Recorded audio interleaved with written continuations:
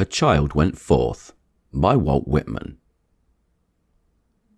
There was a child went forth every day, and the first object he looked upon and received with wonder, or pity, or love, or dread, that object he became, and that object became part of him for the day, or a certain part of the day, and for many years, or stretching cycles of years.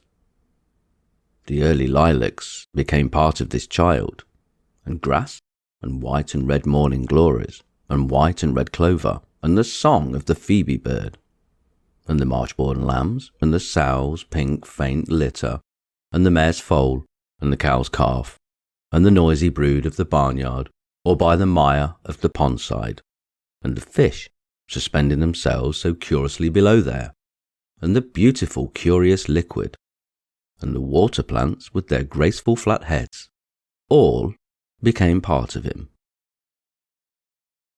And the field sprouts of April and May became part of him, winter grain sprouts, and those of the light yellow corn, and of the esculent roots of the garden, and the apple trees covered with blossoms, and the fruit afterward, and woodberries, and the commonest weeds by the road, and the old drunkard staggering home from the outhouse of the tavern whence he had lately risen, and the schoolmistress that passed on her way to the school, and the friendly boys that passed, and the quarrelsome boys, and the tidy and fresh-cheeked girls, and the barefoot negro boy and girl, and all the changes of city and country wherever he went.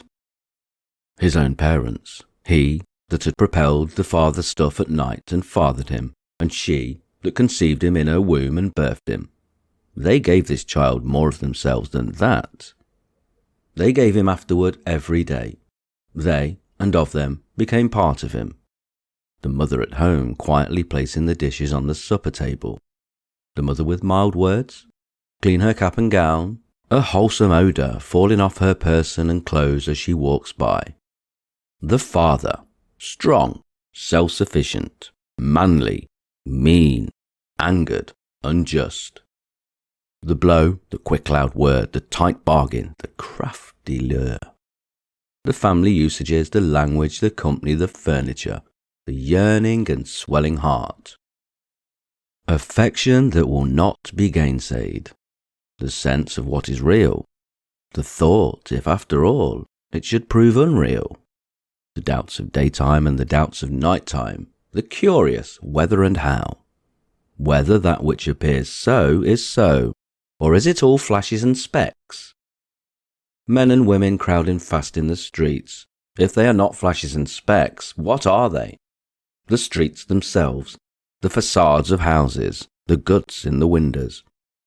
Vehicles, teams, the tiered wharves, and the huge crossing at the ferries. The village on the highland seen from afar at sunset. The river between. Shadows, areola and mist, light falling on roofs and gables of white or brown, 3 miles off. The schooner nearby sleepily dropping down the tide, the little boat slack-towed astern, the hurrying tumbling waves and quick broken crests and slapping, the strata of coloured clouds, the long bar of maroon tint, away solitary by itself, the spread of purity it lies motionless in. The horizon's edge, the flying sea-crow, the fragrance of salt marsh and shore mud. These became part of that child who went forth every day, and who now goes and will always go forth every day, and these become of him or her that peruses them now.